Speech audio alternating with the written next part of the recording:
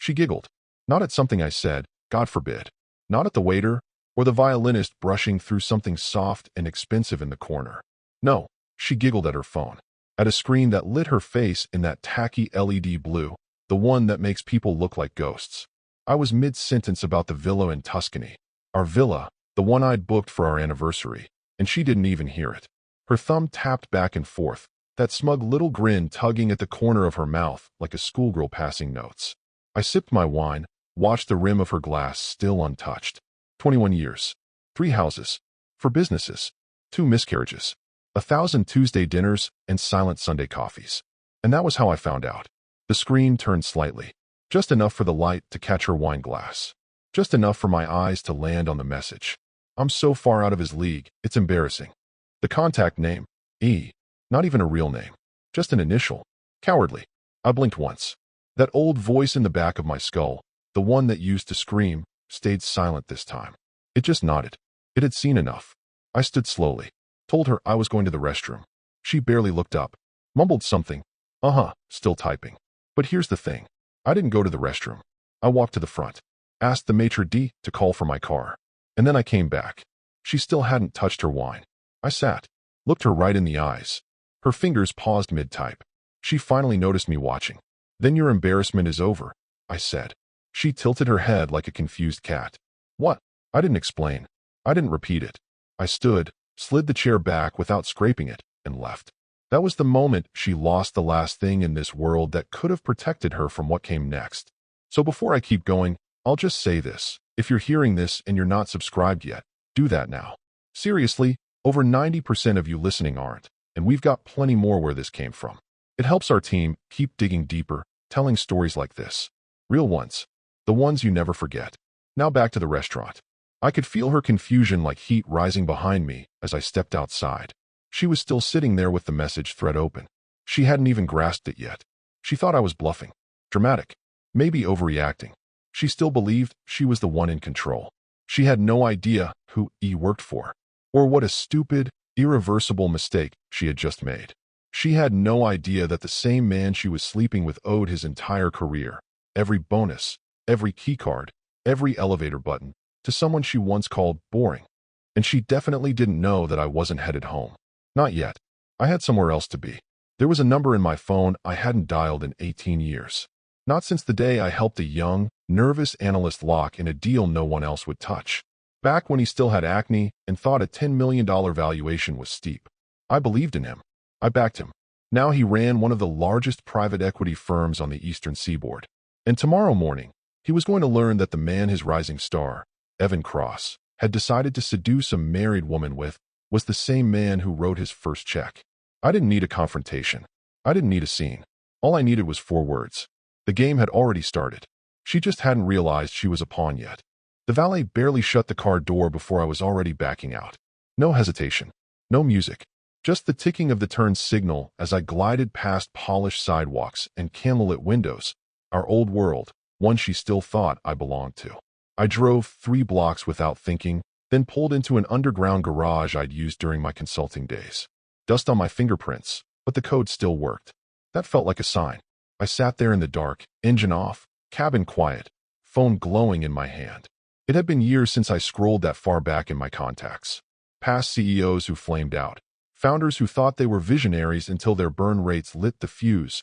Past the assistant who once tried to blackmail me with emotional labor invoices, whatever the hell that was. And then I saw it. Hero J. No emoji. No title. Just the name. I tapped.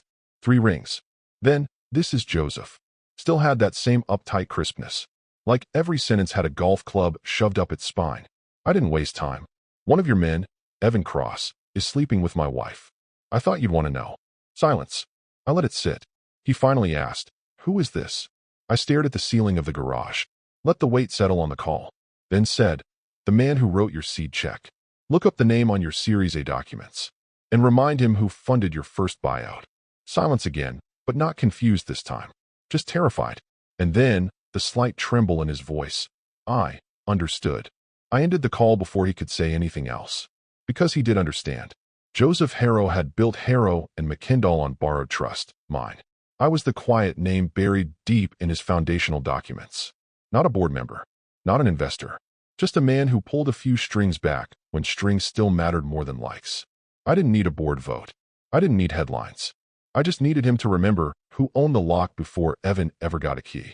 I sat back and closed my eyes. For a moment, I thought of Evan, not as a threat, but as a symptom. The kind of man who only rises when no one checks the floor beneath him. Loud, ambitious, probably believes wearing a navy suit with sneakers makes him look visionary. One of those LinkedIn clowns who calls every meeting a war room and every client a partner. And she fell for that. Of course she did. He probably made her feel young. Told her she was too brilliant to be stuck in a marriage. Whispered things like, "You deserve more," while texting 3 other women the same line. It wasn't just the affair. It was the boredom of it. She didn't fall into the arms of a better man. She tripped into the arms of a guy who thinks being loud in meetings is a leadership style.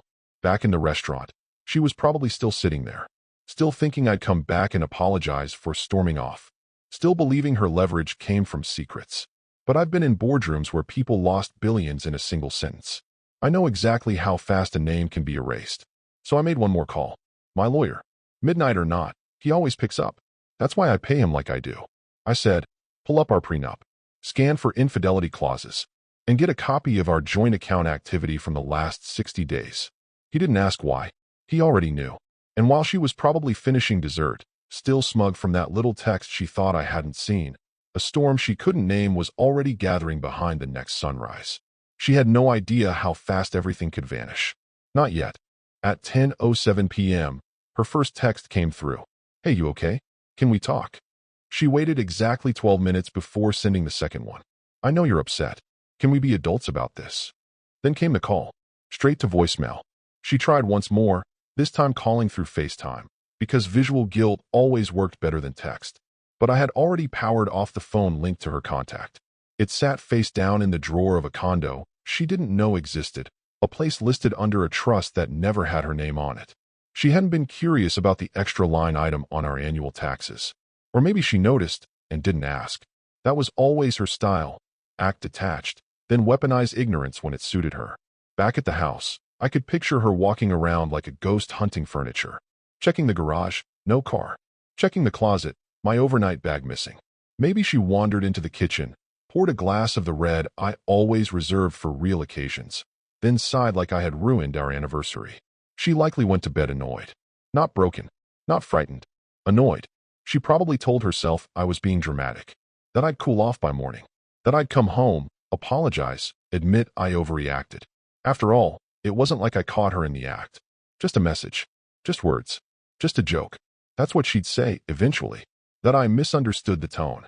Meanwhile, I sat in a quiet, sterile condo 3 miles away with dual monitors casting a soft blue light across the hardwood floors. No art on the walls. No personal items. Just a laptop, a printer, and a black notebook I hadn't opened in almost a decade. Inside it, accounts, transfers, passwords, clauses. I'd made my life clean years ago, easy to burn and rebuild if needed. No kids. No shared businesses. No liabilities with names I couldn't erase with a signature. She never asked why I kept everything separate. Just assumed it was a control thing. Told her friends I had mild OCD or trust issues. It wasn't either. It was foresight. By midnight, I had already revoked her access to the high-limit Amex she'd used to buy herself a Cartier bracelet as a self-love gift. The bank account with both our names now required dual authentication. She'd still see the balance, but not be able to touch it. I exported the last 3 months of expenses and flagged every charge with Evan's name or proximity. 2 boutique hotels. 1 steakhouse reservation she claimed was a girls' night. A rideshare from the gym to a condo in a neighborhood she'd once called beneath her. That one made me laugh. I didn't feel rage. Not even hurt, if I'm being honest. I felt motion. Direction. Like a man at the top of a slope finally letting himself lean forward and ski. At 1:04 a.m., my lawyer sent a message. Clause 14 active if hard evidence exists. You're 80% there. We'll need 1 more concrete timestamp. I'll handle the asset walling tomorrow. Perfect. In the fridge behind me, still water, cold brew, protein shakes. In the cabinet, a black folder. Inside, the prenup she'd once signed casually over brunch, flipping pages while the waiter brought mimosas. She didn't even read it. Said, I'm not marrying you for your money. Relax. It was the only honest thing she'd said that year. By the time she rolled over in our guest room, probably muttering to herself about my fragile ego, I'd already changed the gate code to our house. She wouldn't know until she tried to leave the next day and found herself locked out of the car, the finances, the future. She made a choice. So did I. Only difference is, I brought receipts. Monday morning, 6:42 a.m. I didn't sleep. Not out of anguish or heartbreak. Those emotions had been processed long ago, probably somewhere around year 16 of pretending to care about her work gossip and gut feelings about her therapist. No, this wasn't insomnia. This was engineering. The espresso machine clicked on automatically. I watched the Kramer rise. The world outside the condo windows was still gray, like the city wasn't sure if it wanted to wake up yet. But I was already 10 steps into a plan I never thought I'd have to use. At 7 a.m. sharp, I called Martin, my lawyer. Retainer since '09. Old school. Wore a three-piece suit to Zoom calls and said things like due diligence with the same tone most people reserve for a murder weapon. He picked up immediately. Morning. You're early. I have a situation. Infidelity. Confirmed. He didn't ask how I knew. He knew me well enough to assume I don't traffic in hunches. I'll need access to her recent activity. Start with the Amex, Chase household card, phone records. Anything that's not airtight. I want patterns, not anecdotes. He grunted. I'll file the subpoena proxies and privacy waivers. Should have most of it by end of day. Anything urgent? Yeah. Pull our prenup. I need a PDF with Clause 14 highlighted in red. That got a pause. Clause 14. Yes. The one that voids spousal asset rights in the event of extramarital activity. I remember the wording. Extramarital conduct resulting in a breach of marital exclusivity constitutes grounds for financial forfeiture of jointly held assets unless legally challenged within 30 days. Martin let out a low whistle. Most people skip over that clause. She didn't contest it. She was busy Instagramming her eggs Benedict. Understood. I'll move. I ended the call. No small talk. By noon, I had everything I needed. 2 hotel bookings on the household card, both under her name, but the additional guest field on the receipts listed Evan Cross. One on a Thursday afternoon, another on a Sunday morning. Cute. They thought they were being clever by skipping weekends. That somehow weekday affairs were more discreet, less predictable, but they left a trail in loyalty points, Uber drop-offs, and room service orders. One charge, $92 for 2 ribeyes and a bottle of wine. At 2:17 p.m. on a workday, she had told me she was at a client strategy workshop. She even posted a blurry photo of a whiteboard. Had me comment on it. Proud of you. Crush it. I almost pitied how lazy it all was. I compiled everything into a folder. Labeled it Asset Lock Prep. Inside, PDFs, screenshots, timestamps, and a photo of Evan from LinkedIn, smirking like a man who'd never had to calculate risk because someone else always covered the fallout. That smirk would cost him his career. That evening, just after sunset, I logged into our joint banking dashboard. Transferred 78% of liquid funds into a new account held under the Fenton Revocable Trust. Legal, traceable, bulletproof. The remainder stayed put. Enough to avoid suspicion. Enough to lull her into thinking nothing had changed. She still had access to the old card. She'd be able to buy groceries, maybe a new blouse to wear the next time she played executive's wife. But by the time she'd figure out what was happening, the tide would already be too high. She'd never even see the wave coming. I closed the laptop, leaned back, and stared at the folder on my desk. It didn't scream.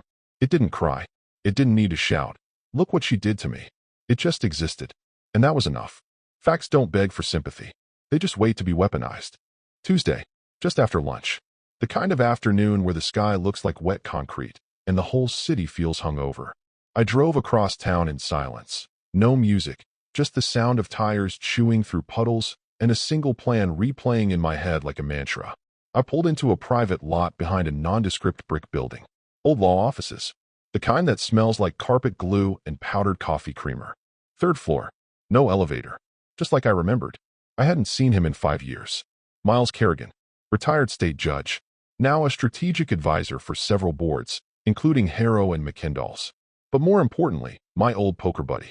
The only man I trusted to act as a scalpel in a world of axes. He looked older, but not softer. Same pressed navy shirt. Same gold Mont Blanc clipped to his pocket. He still ordered 2 espressos before I sat down. He didn't waste time asking why I'd reached out. Just said, "You've got that look. Like something's already dead and you're just dragging it to the autopsy." I didn't laugh. I need Harrow's attention. Quietly, he raised an eyebrow. Joseph? I nodded. You know I can't strong-arm him. He's not the kid in your back seat anymore. I don't need you to strong-arm him, I said. I need you to make sure he listens. He tapped the table. He'll want proof, not whispers. Joseph doesn't act unless the target's already bled out on his conference table. I reached into my leather folio, pulled out a file. Black. No logo. No initials. Just wait. Inside, printed stills from hotel lobby footage, frames pulled from a security system I paid good money to access. Evan Cross, my wife, holding hands, her laughing, him glancing around like a man who's never had to cover his tracks because he's never been caught before. Date and time stamped. The hotel's logo glowing in the corner like a corporate watermark on shame. I slid the photos across the table. Miles picked them up, exhaled slowly. Not a gasp, he wasn't that type. Just a long, quiet release like someone who already knew the rules had been broken and was now calculating the cleanup. She really did it, he murmured. With him. Twice, that I can confirm. He nodded once. Then again, slower. Folded the photos back into the folder like they might catch fire if exposed too long. I'll set a meeting. Joseph will want to hear it from you directly. But don't expect fireworks. I leaned back. Oh, I'm not looking for fireworks. He looked up, skeptical. You're not. I smiled. No, I'm looking for closure. Permanent, precise, and executed by someone who won't flinch. He stared at me for a beat, then said, You always did play long game better than the rest of us. This isn't a game, Miles. It's a correction. He tapped the edge of the folder. Just don't expect public fallout. Joseph's allergic to scandal. I stood, gathered my coat, buttoned it slowly. I don't need public. I need final. That made him pause. He looked at me, not as a friend this time, but like a man recognizing a familiar face on the other side of the battlefield. He didn't speak again, just nodded once, then reached for the check. As I walked out into the drizzle, I didn't feel triumphant. I felt surgical. That folder was now a scalpel, and I had just handed it to a man who knew exactly where to cut. Let Evan keep his delusions of charm and promotion. Let my wife keep believing she had traded up. Let them keep pretending the game was still theirs. Because the next move wouldn't come from anger. It would come from leverage. The kind that arrives wearing a suit and leaves behind silence. Tuesday morning opened with that soft kind of tension, the kind you can't quite name but feel in your teeth. Evan Cross strode into the building like he owned a piece of it, the way mid-level egomaniacs do after they've slept with the boss's niece or pulled off a half-decent acquisition. His hair was perfect. Tie, slightly loosened. Leather messenger bag slung like a war trophy over his shoulder. Probably still replaying whatever weak joke he cracked during pillow talk with my wife. Elevator to the 21st floor, dev strategy, and private client onboarding. His new territory. Keycard, red light. He tried again. Looked at the scanner like it had made the mistake. Tried the door next to it. Read again. He gave a little awkward chuckle, glanced around like a guy on a prank show. No camera. No punchline. Just the receptionist watching him through the glass, frozen like she wanted to be anywhere else. Hey, he said, knocking once. Something's up with my badge. She didn't even move. Just looked at her monitor and pretended he wasn't standing there. That's the moment he started to feel it. Not fear, yet. Just static in the air. Like thunder too far off to hear, but close enough to smell. He backed away, hit the elevator again, went up one more floor where his access still worked, for now. Took a deep breath in the bathroom. Checked his phone like it would reassure him that life was still spinning in his direction. And that's when it came in, a calendar invite. Executive review, founder's office. 3 p.m., mandatory. No notes. No prep doc. No context. Just a time. A room. And a name, Joseph Harrow. The kind of meeting where people come out with a box. Or don't come out at all. Across town, my wife was putting chicken in the oven like nothing happened. She was still operating from the assumption that silence meant surrender. That she'd given me space. And eventually I'd shuffle back into the kitchen, ask what's for dinner, and maybe sigh about needing to work on communication. She made dinner with that passive-aggressive flair, the clattering of pans louder than necessary, utensils thrown just a little too hard into the sink. A silent tantrum in cutlery. At 6:11 p.m., she texted, Can we talk? I'm making your favorite. No apology. No ownership. Just that saccharine implication that food equals forgiveness. That a few roasted vegetables and an expensive bottle of cab could reverse engineer dignity. I waited until 6:28 p.m. Then I replied, Let your new league cover the mortgage. That was it. Not a word more. Because I knew what she'd do next. She'd pace. Call one of her friends. The ones who live in group chats and drink brunch. She'd ask if I was bluffing, if they thought I might cool off. She'd check the bank app, maybe, see the number hadn't changed much, not realizing yet that her name no longer holds the keys. But Evan was now looking at the floor numbers in the elevator like they were a countdown. He still thought it was salvageable. He still thought this was just a weird Tuesday. But 3 p.m. was coming, and when that door opened, he'd find something far colder than an angry husband. He'd find a founder holding a folder. And silence. At exactly 2:57 p.m., Evan Cross adjusted his cuffs outside the double-glass doors of the 26th floor executive suite. He checked his breath in his palm, smoothed his tie. He still thought this was salvageable, maybe a client misstep, a policy misalignment, or some internal audit. He believed in conversations, in second chances, in charisma as an exit strategy. He did not believe in inevitability. The receptionist gave him a strained smile and gestured toward the open door. She didn't speak. Inside, founder Joseph Harrow sat alone at the table. No assistants, no lawyers, just a single manila folder in front of him, closed except for the photo sitting on top. Evan walked in, froze mid-stride. There it was. Dated, time-stamped, high resolution. Him, my wife. Her hand in his. Lobby of the Wentworth. The hotel where she once told me she was attending a branding seminar. Joseph didn't say a word for a full 10 seconds. Then, calmly, he asked, "Did you know who she was?" Evan blinked, hands twitching. "She told me. She said they were separated. She said it was over, that he was cold, that they hadn't, for months." Joseph's face didn't move. His fingers hovered over the folder like he was deciding whether to read a verdict or set fire to the whole building. Then, slowly, he picked up his phone, dialed, waited. When I picked up, he didn't say anything, just handed the phone to Evan. "Take it." Evan took the phone like it was a live grenade. Hello." I spoke for words. "Look out your window." Confused, he stepped toward the massive glass wall that overlooked the plaza below. I watched it all from across the street. His posture changed the second he saw her. My wife, hair pulled back, sunglasses off, red around the eyes, holding a black folder in both hands like she was delivering a package she didn't want to open. She stepped out of the black car I had sent, the one with the tinted windows and no plate on the front. She looked up toward the building like she could already feel the shame pressing down from 40 stories. Evan's hand dropped from the glass. His mouth moved, but no words came out. I stayed quiet on the line. Let it breathe. Joseph took the phone back, pressed end. "You've embarrassed this firm," he said without looking up. "You compromised our client trust protocol, blurred personal and professional boundaries, and involved yourself in a situation with consequences." "But I didn't know." "Doesn't matter.